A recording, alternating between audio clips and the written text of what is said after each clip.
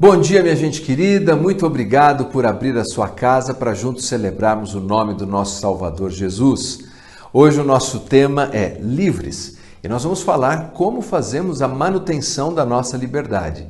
Seja um missionário digital, comente essa mensagem, compartilhe e curta. Nesse momento vamos orar e em seguida meditarmos juntos na Palavra de Deus.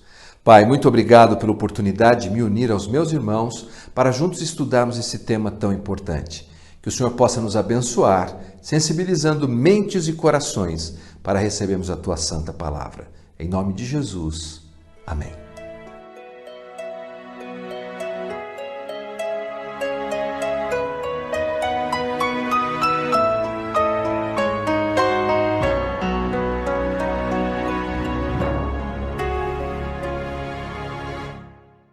O nosso tema nesse mês é livres. E quem não deseja ser livre, financeiramente livre, emocionalmente livre, fisicamente livre, espiritualmente livre? Todos nós desejamos isso. E na convicção da fé cristã, a nossa liberdade é conquistada por Jesus, o nosso Salvador. Mas veja, algumas vezes nós pensamos que porque Jesus fez tudo em nosso favor, e nos doou graciosamente tudo o que precisamos para a vida e para a piedade, nós pensamos que podemos levar a vida cristã na valsa, que podemos levar a vida cristã de qualquer maneira, de modo leviano. Mas isso não é verdade. O fato é que nós vivemos uma experiência de guerra, ou talvez uma experiência de guerrilha. A guerrilha é considerada uma guerra pequena, em que o adversário não segue as regras formais dos combates militares. Ele, por exemplo, pode ser um terrorista, ele pode fazer uma sabotagem, pode fazer um cerco. E quando nos damos conta, fomos engolfados pelas suas estratégias. É por isso que muitas vezes um cristão, ele vive esse dilema. Ele diz, mas eu sou livre, eu leio na Bíblia que eu sou livre, mas de repente eu estou me vendo novamente enredado por sentimentos e situações que eu não desejava. Por exemplo, algumas perguntas que surgem em nossas vidas. São perguntas do tipo, por que eu estou vivendo essa experiência? Por que eu estou tendo este sentimento? Porque esse tipo de pensamento está aqui dentro da minha cabeça? Por que tanto conflito no meu casamento, ou na minha igreja, ou com os meus amigos? O que acontece? Porque antes de conhecer Jesus, parecia que a minha vida era mais fácil. Porque desde que eu fiz aquela oração dizendo, Deus, eu quero te servir, parece que o mundo virou de cabeça para baixo. A resposta é mais simples do que nós pensamos. Você está em guerra. E quando nós entendemos que estamos em guerra, nós precisamos estar atentos, vigilantes e prontos para a batalha. O apóstolo Paulo, quando escreveu a sua segunda carta aos Coríntios, ele disse algo extremamente importante. Veja o que ele disse. Para que Satanás não alcance vantagem sobre nós, pois não lhe ignoramos os desígnios, segundo aos Coríntios 2:11. Não ignoramos os desígnios. Não somos ignorantes quanto às intenções de Satanás. Mas eu pergunto, não somos? Será que estamos atentos àquilo que o nosso adversário quer fazer contra nós? Porque, veja você, para triunfarmos nas nossas batalhas, para triunfarmos na nossa guerra, nós precisamos conhecer o nosso adversário. Em uma outra carta de Paulo, ele diz algo que salta aos olhos de qualquer leitor atento. No capítulo 6 da sua carta, no versículo 12, ele usa por 5 vezes na língua original a palavra contra. Veja só, porque a nossa luta não é contra a carne e o sangue, e sim contra os principados e contra potestades, contra os dominadores deste mundo tenebroso, contra as forças espirituais do mal nas regiões celestes. Paulo é muito organizado na sua teologia, na sua maneira de escrever. Na primeira parte da sua carta, ele apresenta as suas convicções teológicas. No meio da sua carta, ele faz a aplicação. Já que eu acredito nisso, é assim que eu devo me comportar. Ele fala de áreas importantes, como, por exemplo, a relação entre pais e filhos, marido e esposa, patrão e empregado, na nossa linguagem de hoje, Mas antes de concluir a carta, ele nos apresenta esse tipo de informação. Ele não apenas nos dá conselhos de como nos relacionamos com as pessoas, mas ele diz que há uma batalha que eu e você precisamos ter atenção se queremos desfrutar da liberdade nos nossos relacionamentos interpessoais. E note, como disse, salta aos olhos. Contra, contra, contra, contra, contra. Contra é uma preposição que significa que alguém está em oposição direta. Alguém está em combate. E é isso que nós temos que entender. Se eu estou numa oposição direta, se eu estou contra algo, contra alguém, esse algo e esse alguém também está contra mim. Vale lembrar que o apóstolo Paulo começa negativamente, dizendo a nossa luta não é contra. Primeiro ele diz o que nós não enfrentamos e não devemos lutar contra a carne e o sangue. Isso é a nossa briga. A nossa briga, minha gente querida, não é contra pessoas de carne e osso. A sua briga não é contra o seu marido, sua esposa, o seu filho, nem contra a sua sogra. A sua briga, a sua luta é contra forças espirituais do mal. Você está no embate. Você está numa guerra. E quando você, como um soldado, fica desleixado na sua batalha, então você se torna uma presa fácil. Em casa nós temos alguns passarinhos, aliás, tivemos alguns, hoje temos apenas um. Mas eu me lembro um dia quando a Júlia abriu uma gaiola e acidentalmente aquele pássaro voou. Voou para a liberdade? Não. Ele voou provavelmente para a barriga de algum predador. Porque se não entendemos o valor da nossa liberdade e o fato de que devemos continuar firmes, lutando como pessoas livres, rapidamente voltaremos a viver como escravos. Você já viu pessoas que estavam endividadas e de repente alguém vai lá e paga a conta dele, mas 6 meses depois ele está de volta nas dívidas? É isso que nós temos que pensar. Quando o Filho de Deus nos liberta, nós somos verdadeiramente livres, mas não devemos dar ocasião aos inimigos da nossa vida. E quem é o inimigo que Paulo apresenta aqui nesse texto? No versículo 11, o apóstolo Paulo diz: revesti-vos de toda a armadura de Deus para poderdes ficar firmes contra as ciladas do diabo. Capítulo 6, versículo 15.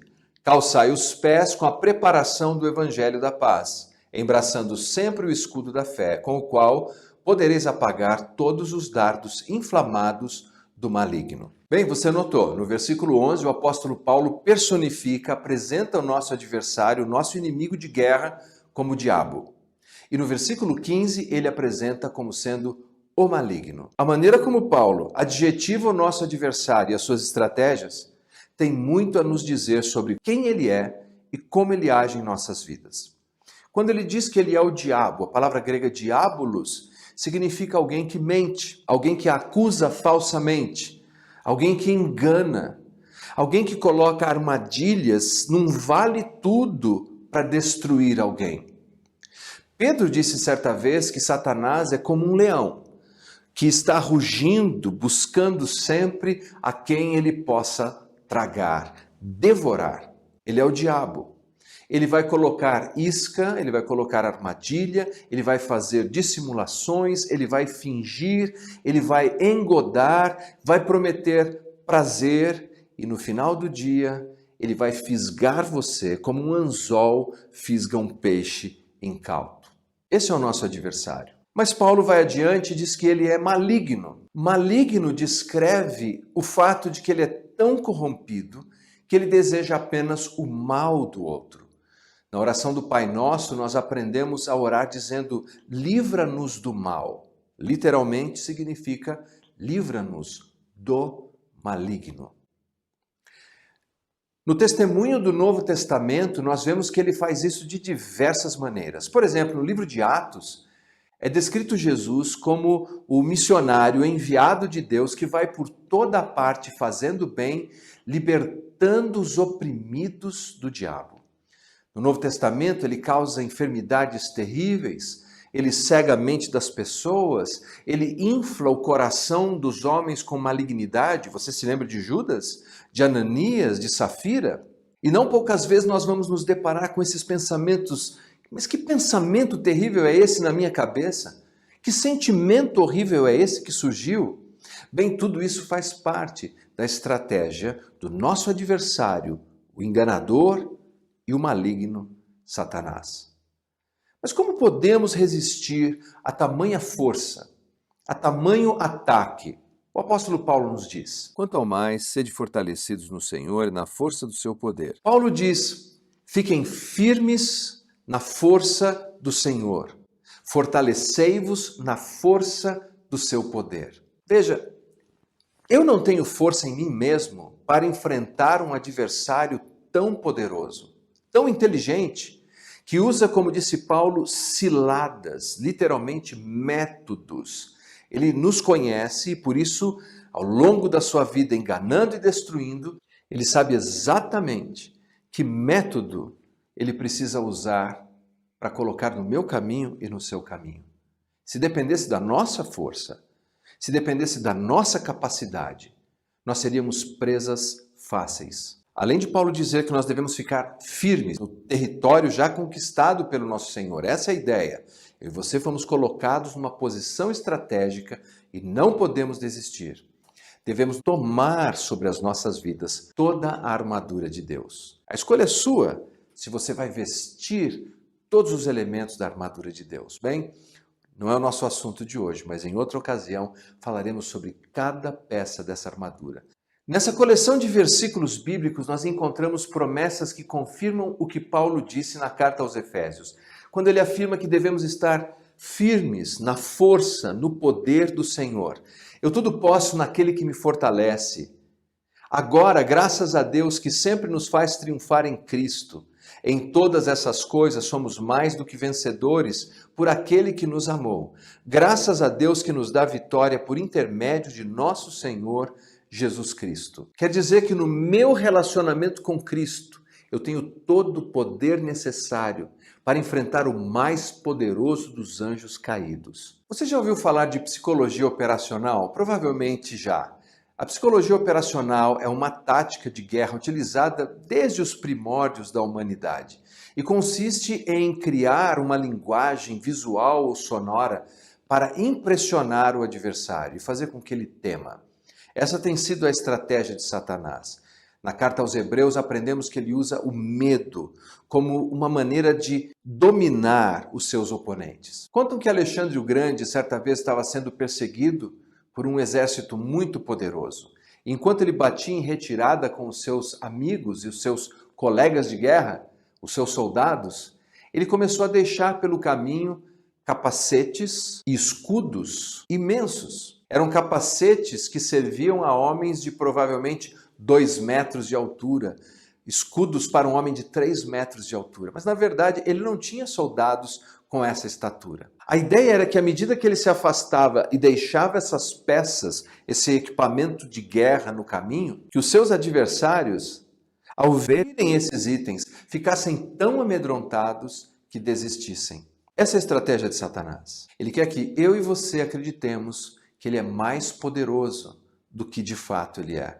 Mas nós temos em nossas vidas a presença do Salvador Jesus. O que nós não devemos fazer é ignorar isso. A cada dia, busque Jesus, fale com Jesus, ore, clame, coloque nas mãos de Jesus os seus relacionamentos, a sua família. Pare de brigar e de gladiar com as pessoas que estão à sua volta. Antes, ore por elas.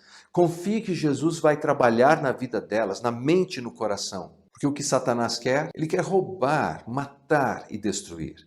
Ele quer roubar a sua família.